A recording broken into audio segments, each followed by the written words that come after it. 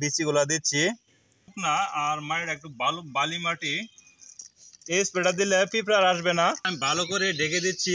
যে আসসালামু আলাইকুম, টমেটোর বীজতলা কীভাবে করবেন আজ আপনাদেরকে আমি দেখাবো।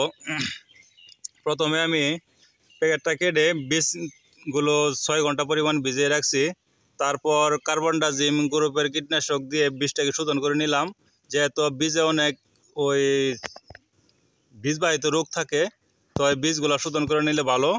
তারপর আমি এই যে দেখেন ওই এভাবে সারি করে আমি বিচিগুলা দিচ্ছি।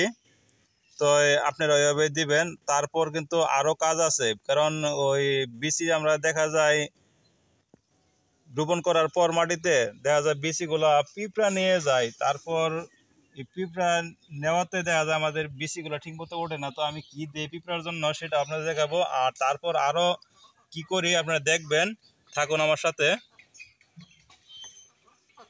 দেখতে পাচ্ছেন মাটিটা আমার শুকনা, আর মাটিটা একটু বালি মাটি।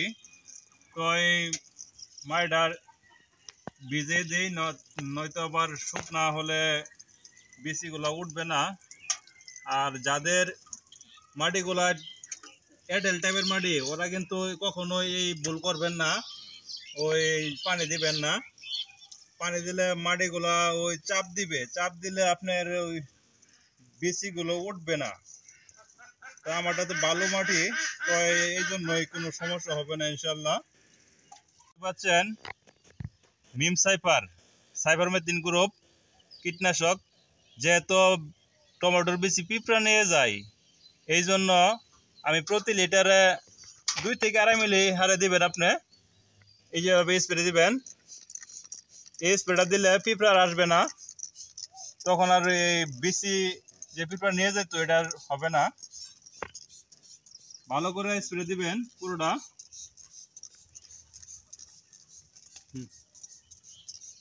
তারপর দেখতে পাচ্ছেন এই কলা পাতা দিয়ে আমি ভালো করে ঢেকে দিচ্ছি। যেহেতু ওই রসগুলো শুকিয়ে যাবে, মাটির রসটা ধরে রাখার জন্য কলা পাতা দিয়ে ঢেকে দিচ্ছি।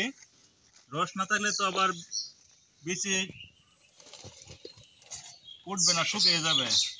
এইভাবে দিচ্ছি। যখন দেখবো বিচি একটা একটা উঠতে আসে, তখন এই উঠিয়ে দিব আমি। আপনারা ওইভাবে করতে পারেন। যাদের মাটি আবার ভালো রস থাকে, দোআঁশ মাটি, ওরা আবার এভাবে না দিলেও চলবে। আমার মাটিটা যেহেতু রস থাকে না, আমি এভাবে দিচ্ছি।